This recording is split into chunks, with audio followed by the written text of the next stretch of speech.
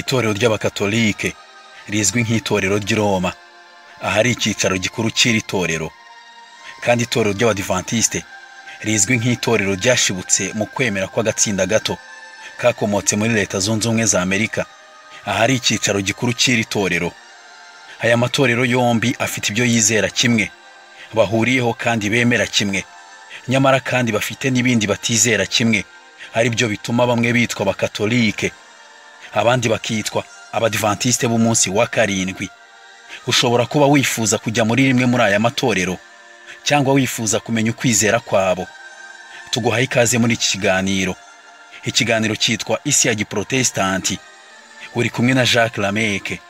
Twongeye kuguha ikaze.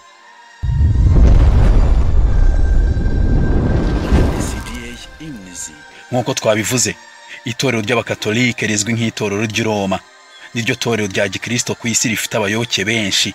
Mu mwaka w'ibihumbi 2021 ryari rifite abizera bakabakaba kuri billion imwe n'ibihumbi 378 by'abizera babatirijwe muri iri torero.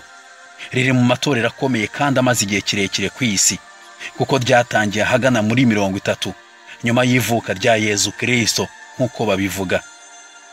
Mu gihe itorero ry'Abadivantiste ari rimwe mu matorero ya Giprotestanti, iri torero ryatangiye kubarwa neza kuva mu mwaka w'863 hari ku itariki 21 z'ukwa gatanu. Rifite abizera bari hejuru ya miliyoni 22 babarirwa ku isi yose, kandi rikaba rifite abapasiteri barenga ibihumbi 20 ku isi. Nubwo aya matorero yose atandukanye mu ngano no mu gihe amaze abayeho, ariko hari na byinshi ahuriyeho. Icya mbere, bose bizera ko Yesu Kristo ari umwana w'Imana kandi ko yapfiriye abantu bose. Icya kabiri, bose bizera ko hariho Imana imwe mu butatu butagatifu, cyangwa se ubutatu bwera, ari bwo Mana Data, Imana Mwana n'Imana Mwuka Wera. Nubwo uko babatizamo gutandukanye, ariko bose bizera ko umubatizo ari ngombwa ku mukristo wese.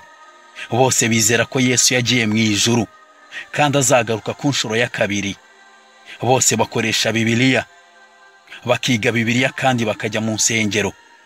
Bibiliya ijambo ry'Imana bose bayihuriyeho.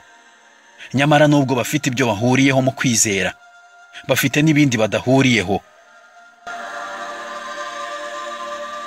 Abakatolike bizera ko mu kwicuza ibyaha hagomba gutangwa indurugesiya, nk'ikiru cyerekana ko wakoze ibyaha atazongera kubikora. Kwicuza icyaha ni isakaramento rihesha abakristo imbabazi z'ibyaha bakoze kuva babatijwe.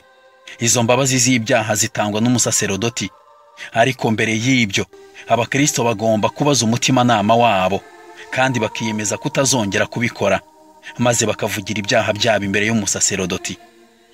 Ariko kuko kwicuza gusa bidahagije, hagomba gutangwa ikiru cy'ibyaha byabo kugira ngo hakurweho burundu icyo gihano cy'ibyaha bakoze.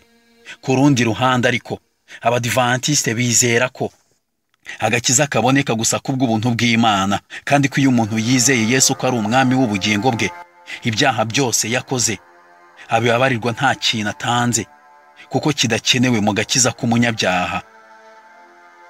Abakatolike bizera ko umunsi wo gusengaho ari ku cyumweru, mu gihe Abadivantiste bizera ko umunsi wo gusengaho ari ku isabato nk'uko Bibiliya ibivuga mu Kuva 28 kugeza ku murongo wa 11. Abakatolike bafata Mariya nk'umubyeyi ukwiriye icyubahiro giheranije, bakamwubaha.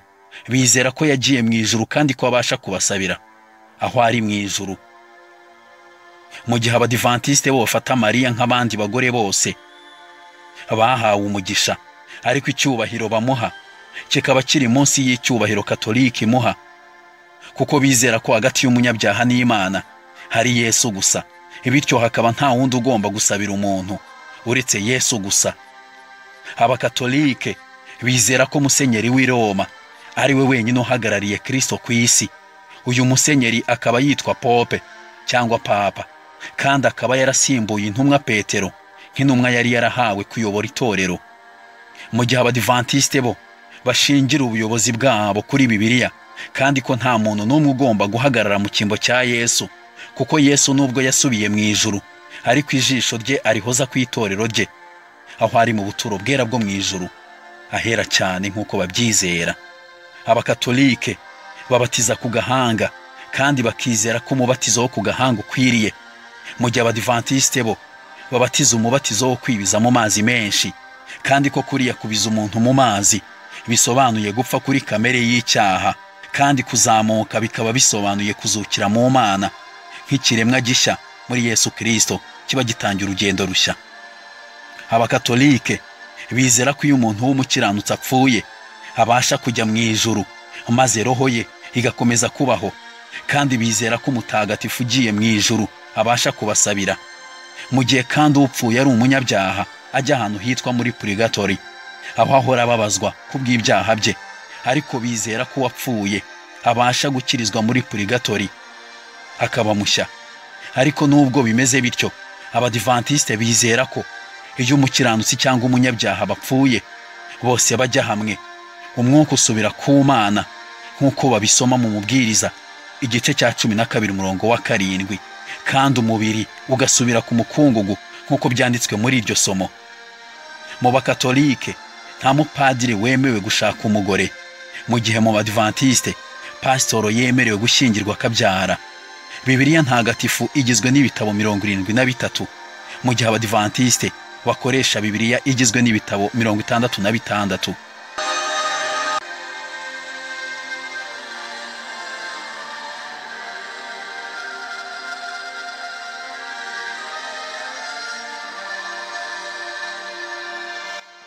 Inkuru dukesha ikinyamakuru cyitwa Igihe ifite umutwe uvuga ngo inkomoko y'inyito Yezu na Yesu muri Bibiliya.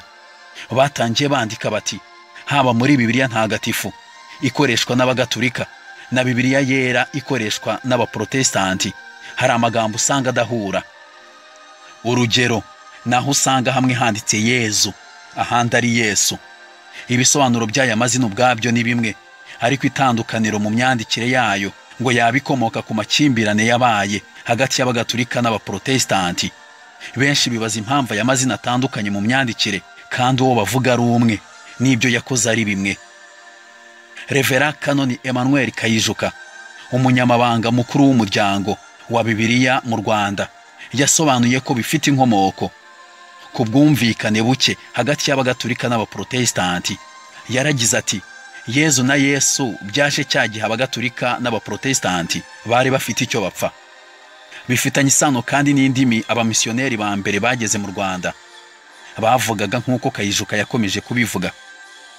Yavuze ko abageze mu Rwanda bwa mbere ari abagatulika baje bakoresha cyane ururimi rw'Igifaransa, maze mu Kinyarwanda bahitamo Yezu.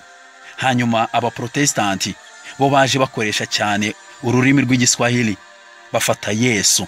Ati icyo gihe hariho guhangana kw'abagatulika n'abaprotestanti, umwe ashaka gukoresha ijambo ndatakoresheje.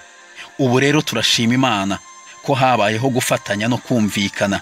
Umugatulika ashobora kuvuga Yesu, umuprotestanti akavuga Yezu, kuko dufite na Bibiliya ijambo ry'Imana duhuriyeho.